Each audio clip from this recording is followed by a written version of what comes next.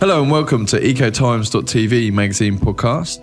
Today we've got Lorraine Flanigan from citygardeningonline.com. So I'm Alex Strong, your host, and Lorraine's going to tell us all about what's going on in the gardening world.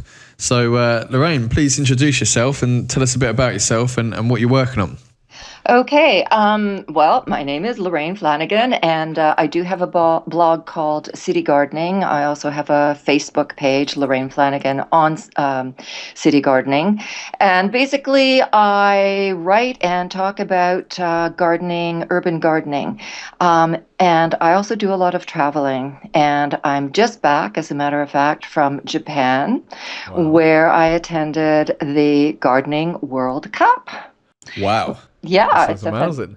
It's a fantastic show. It's a fairly young show. It's only in its fifth year, but it attracts garden designers, top-notch garden designers from around the world, including one of your own, Paul Hervey Brooks from the UK. Wow, cool. Yeah. And did he win it? You know what? He just bowled them all over. His garden not only won a gold award, but it won Best Planting and Best in Show. So he took almost all the top awards. Wow. That's pretty impressive.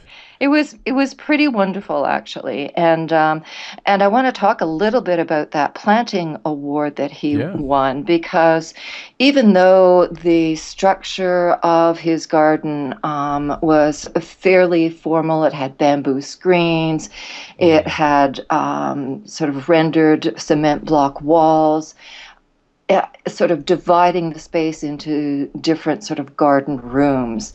What really stole the show and made that exhibit pop was the planting scheme. And he used a lot of an ornamental sage that I wasn't familiar with until I saw it in Paul's garden. And that's a sage called lime, or limelight. Are you familiar with it, Alex? Is that something that's common in the UK? Not specifically, no, but it sounds quite beautiful. It is beautiful. The foliage is sort of a lime green or chartreuse, and the flowers are blue, so it's a fantastic combination. Nice. Yeah, it was really nice. So yeah. Sorry, I was just going to say, what are the kind of amazing highlights from the kind of World Cup? Because I can imagine there was, all the different countries, with some beautiful gardens. So what kind of stood out to you? Well, of course, the Canadian exhibit stood out to me. Of course. And it was done by a team of Toronto-based designers, Alex Bartlett and Robert Boltman of B Square Design here in Toronto. And it was the second time that they've been invited to this show. And I must point out that this is a invitation-only show, so you really, really have to be quite good in your field before you even get an invitation. So the fellows from B Square developed a design that was very modern. It was entitled Home, so there was a very geometric white structure in the shape of if a child would draw a house, that's basically what the framework was like. And then there were beautiful plantings within and outside that framework. And they also had a beautiful water feature that flowed water down a metal screen, and then it just sort of poured over some rocks into a trough below. It was quite beautiful. It does. It sounds lovely. Yeah. So who apart from the English gentleman, is there any other key people that won? What is the gold kind of best prize? What? Well, Paul certainly got all the top prizes. The one other gold medal was awarded to a Japanese designer, Kazuho Inohana, and his design was quite earthy and quite a construction feat because he brought in huge boulders and sort of made a cocoon of the boulders, and you go through a passageway and up onto a platform where there was moss and mosaic tiles, and you were sort of enfolded in this kind of cocoon-like place that was really quite lovely. Yeah, really nice. I'm just looking on your site, and it's at I think it's a Canada Blooms Flower Garden Festival, and it shows a massive kind of slate rock with a kind of river flowing through it, which is... Oh, wasn't that great? That was from last year's Canada Blooms show here in Toronto, and that was one of my favorite garden features. That really is a water feature. Is that a table? Yeah, and so you sit down and have dinner, and you've got a river flowing through your table. It's just stunning. That is cool. That is amazing. Stunning, awesome. stunning. Yeah. So that's fun. Are you gonna put some more photos and stuff up from the World Cup? Absolutely, I will be. Most of the photos from the World Cup I have on my Facebook page right now. So that's Lorraine Flanigan on City Gardening. And yes, I will be updating my blog just as soon as I get over this jet lag. It's brutal getting over to Japan. It's probably 20 hours in transit. Wow. And while I was there, I met a UK photojournalist, Jonathan Ward, so you can take a look at some of his photos of the show too. He actually just posted some in the Guardian online this morning. Yeah, so take a look at that. Yeah. In the festival, in the World Cup, was there any kind of an eco element? Did you see much of that? Yeah, as a matter of fact, there was a major eco element by a Dutch designer called Nico Wissing, and I think he's someone to watch. His sort of philosophy is sustainability, and he makes an effort to source materials that are sustainable, basically. And so if he's using sand in a project, in a children's garden or whatever, he'll use something called aloe vera, I think it's called. Yeah. And do you know it? It's amazing. It's a kind of healing kind of it's a healing plant, and people use it kind of for like sunburn or Okay, so this is unlike the aloe vera plant. This is actually a sort of a granular sand called olive vera. So it's kind of similar there, but totally different. And actually, it's derived from peridot, the gemstone peridot, and when it's sort of a byproduct of the production of that gemstone. So you get this powdery sand that actually sequesters carbon, which is such a good thing these days. Yeah. So that's the extent to which Nico Wissing will go to use sustainable materials. And he did have a display garden at the Gardening World Cup. He also believes in sort of intensive planting, and unless you don't need hardscaping, put plants there, basically, is his philosophy as well. So he uses grasses and beautiful sort of ornamental plants to go with them, very much in the Piet Oudolf style, that naturalistic planting style. And his garden at the World Cup featured just a single beautifully sculpted pine tree, and then paths lined in pine cones going through this beautiful naturalistic planting plan. Sounds amazing. It was amazing. It really was. And again, you can see Facebook's on Jonathan, photos on Jonathan's Facebook page and in the Guardian, and in my Facebook page too of Nico's garden as well.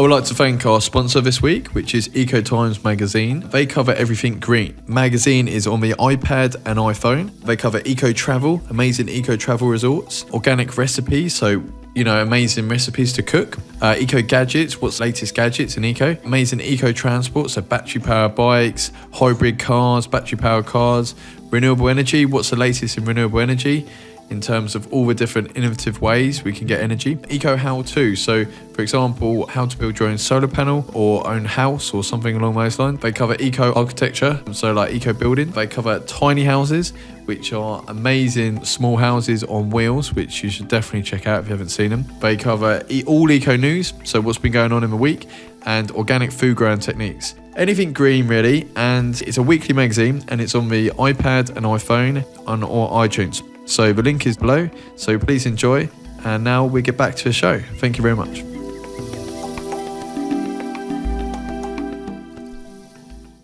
So I heard reference grass. I seem to recall you've got a grass roof. Is that correct? I do. It's actually more than a grass roof. Right. What we did is we built a new garage in our backyard a couple of years ago, and part of that installation was a green roof. So I basically have a system whereby I can grow plants right in the roof. So they're not in pots or anything or raised beds. They're growing right in the top of the roof of the garage.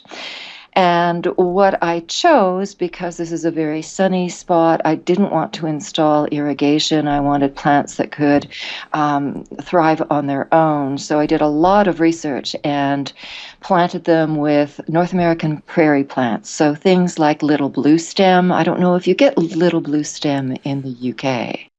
We have bluebell. I don't know whether blue is it bluebells? Totally different plant. This is a grass, and it's called blue stem because the grass has the blades have kind of a blue tinge to them, and in the fall, which is happening right now, they're streaked with burgundy color. So they're just gorgeous, especially when they sway in the wind, and totally drought tolerant. I do not have any irrigation up there on the roof.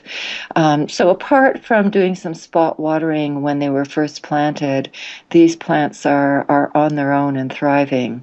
The other great plant that I chose for that green roof is something called a prairie coneflower, and it's not an echinacea, it's actually a retibita, and also sometimes called Mexican hat, I think. And it blooms all summer long, and it looks great with the grasses as well.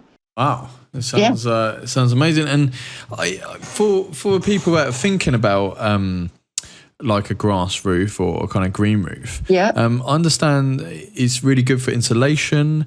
What other advantages over a normal roof does say a green roof have? Well, I'm glad you mentioned insulation because I read a lot of material before actually installing the green roof, and of course I read over the part that said, it insulates from the cold weather in the winter, and it actually cools in the summer. And that did not really sink in until I had actually installed the green roof and walked into the garage on a very hot summer day and realized how cool it was inside. So it really is insulating. And in the wintertime, I won't say it's warm inside that garage because we get pretty cold here in Toronto, but it certainly has moderated the temperature. But also the other thing that I noticed was that I wasn't getting as much water runoff from the roof. So if we had a really bad storm here before I had installed the green roof, it would just run down the gutters and flood out my garden below. But now the water just sort of percolates through the growing medium of the green roof and drips out of the downspout. So that's a really important factor too, and a great benefit of green roofs. So it just seems the way forward, because like you just said, in a hot weather it keeps it cool, and in cold weather it keeps the heat in because it's more insulating, and obviously it looks amazing, and it handles the kind of water situation. Absolutely. In some cases, people actually attach rain barrels or a rain gathering system to it as well.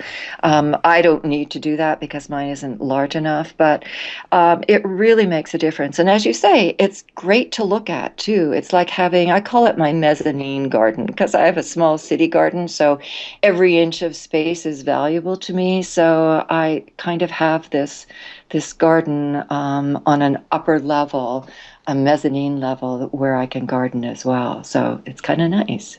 Take advantage of all that space. That's awesome. So to kind of like, I really like the Japanese style of gardens because of the low maintenance, and visually, I've got a thing for bonsai trees. I think they look amazing. And do you have a bonsai? Oh yeah, I really, really want one though. So, any kind of advice or guidance in terms of low maintenance or kind of getting a great bonsai tree? I'm sure the listeners will appreciate it. Actually, I have no experience with bonsai. I think it's a very fine, precise art. But in terms of low maintenance, certainly what I believe in most of all is mulching your garden. I'm kind of known as the bag lady in our neighborhood because most people put their leaves at this autumn time of the year out to the street to be collected by the garbage collectors, and away it goes off their property. And before it can be collected, I go around the neighborhood and and collect as many bags as I can, because I use them as a winter mulch on my garden beds. And again, it really insulates my flower beds against the sort of, we get a freeze and a thaw here in Toronto, so we'll get some snow cover, then it'll melt, and then exposing the garden. So this leaf mulch really does help in maintaining a constant temperature in the ground. So, can you explain, like, for the listeners, some people might not know exactly what mulching is. Is it along the lines of kind of composting? Basically, for a winter mulch, I would just collect dried fallen leaves, the smaller the better, and just lay them on the garden beds to a depth of maybe 3 or 4 inches. And that's like a blanket. That's like a leaf blanket that stays on the garden beds until the spring. And then once spring comes along, the worms wake up in the ground and they start pulling that leaf debris down into the ground. So they're actually tilling my garden for me.